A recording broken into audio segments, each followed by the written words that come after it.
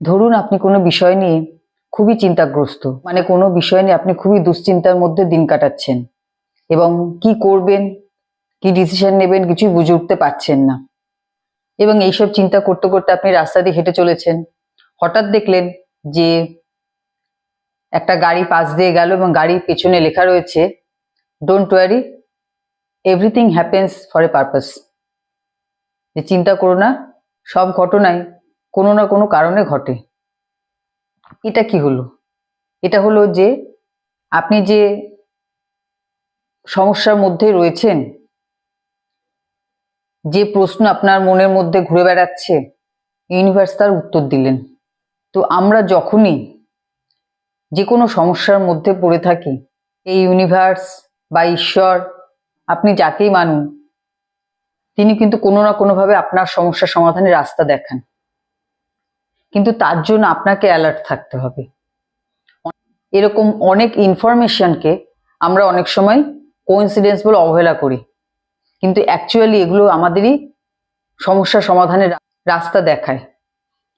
দেখবেন অনেকেই একটা কথা বলে যে আপনি যে সমস্যার মধ্যে পড়ে আছেন, সেই সমস্যার কথা চিন্তা করতে করতে আপনি যদি শ্রীমদ্ ভাগবত গীতা গ্রন্থটি খোলেন, তাহলে ঠিক সেই পেজটি ওপেন হয়ে যাবে যেখানে আপনার সমস্যা সমাধানের রাস্তার উল্লেখ রয়েছে।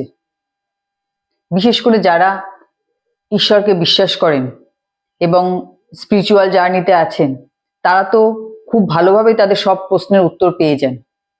অনেক সময় যেমন এই ইউনিভার্স আমাদের উত্তর দিয়ে থাকেন এঞ্জেল নাম্বার দেখার মাধ্যমে।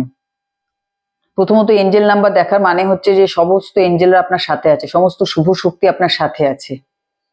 দ্বিতীয়ত আপনার সমস্যার সমাধানের কোনো না কোনো রাস্তা তারা তৈরি করছে, আপনাকে অ্যালার্ট থাকতে হবে।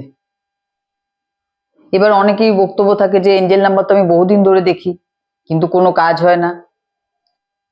এঞ্জেল নাম্বারের মাধ্যমে ইউনিভার্স যে আমাদের সংকেত দিচ্ছে, আমরা যদি সেই সংকেতগুলোকে বুঝে কাজে না লাগাই, তাহলে কি করে কাজ হবে, তাই না?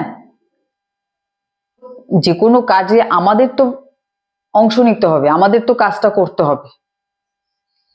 তো সেই কাজটা আমরা কিভাবে করব? যে কাজটা করছি সেটাই কন্টিনিউ করব, না সেটাকে ছেড়ে দিয়ে নতুন কাজে ঢুকবো? এই সবকিছু এঞ্জেল নাম্বারের মাধ্যমে ইউনিভার্স আমাদের সংকেত দিয়ে থাকেন। কিন্তু আমরা যদি সেটাকে বুঝে অ্যাপ্লাই না করি, তাহলে তো কোনো রেজাল্ট পাবো না। এবং নাম্বারের একটা বিরাট মাহাত্ম্য আমাদের জীবনে আছে। সেটা যারা নাম্বার নিয়ে কাজ করেন তারা যেমন বলতে পারেন, যেমন এই প্রকৃতির মধ্যে যে সুন্দর জিনিস রয়েছে, প্রত্যেকটা সুন্দর জিনিসের পেছনে নাম্বারের ভূমিকা আছে, যেটাকে গোল্ডেন রেশিও বলা হয়। মানে ওই নাম্বারের রেশিওতে থাকার জন্য এই জিনিসটা দেখতে সুন্দর লাগছে। ইউনিভার্স আমাদের বিভিন্ন সিচুয়েশনকে ওভারকাম করার জন্য নাম্বারের মাধ্যমে সংকেত দিয়ে থাকেন। আরো বিভিন্ন ঘটনার মাধ্যমে ইউনিভার্স আমাদের সংকেত দিয়ে থাকেন যে আমাদের কি করণীয়। এই সম্বন্ধে একটি বিখ্যাত বইয়ে একটি ছোট্ট ঘটনার কথা উল্লেখ করা আছে। একজন ব্যক্তি তার ব্যবসায় বিরাট লস খেয়ে এবং মাথার উপর অনেক ধার দেনা নিয়ে যখন জীবন শেষ করে দেওয়ার চেষ্টা করে, মানে সে তার নিজের গাড়ি নিয়ে একটি ছোট্ট টিলার উপর যায়, খুব একটা উঁচু না জায়গাটা, কিন্তু তার সামনে একটি খাদের মতন জায়গা আছে। সে যখন সে টিলার উপর ওঠে, খাদের কাছাকাছি চলে যায়, তখনই তাকে পেছন থেকে একজন আওয়াজ দেয় যে হ্যালো।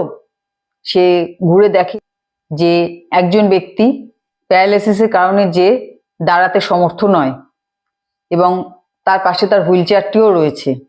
তো সে নিচে বসে গ্রাউন্ডের মধ্যে ছবি আঁকছে আর ওই ভদ্রলোককে বলছে, what a beautiful sunshine, let us enjoy. সে তার নিজের জীবনযুদ্ধ ভুলে গিয়ে, নিজের কষ্ট ভুলে গিয়ে সে যেমন সানশাইনটাকে উপভোগ করছে এবং ওই ব্যক্তিকেও ডাকছে সেই মুহূর্তটাকে উপভোগ করার জন্য। এবং এই দৃশ্য দেখে ওই ব্যক্তির মুহূর্তের মধ্যে ডিসিশন পাল্টে যায় এবং সে তার নিজের জীবনে আবার ফিরে আসে, তার প্রেজেন্ট সিচুয়েশনকে আস্তে আস্তে ওভারকাম করে। তো এটাই বা কি ছিল? এটাও ইউনিভার্সের সংকেত ছিল। যখন সে নিজের জীবন শেষ করতে চাইছে, তখন সে কিভাবে, তাকে যে লড়াই করতে হবে, হেরে গেলে চলবে না, ইউনিভার্স তাকে সেটাই বোঝাতে চাইলেন। তো এইরকম বিভিন্ন সিচুয়েশনের সম্মুখীন আমরা প্রায় সময় হয়ে থাকি, এবং সেই সিচুয়েশনে দাঁড়িয়ে আমাদের সিদ্ধান্ত নিতে হবে যে অ্যাট প্রেজেন্ট আমি যে সমস্যার সম্মুখীন হয়েছি সেখানে আমি কি করব, আমার কি করণীয়।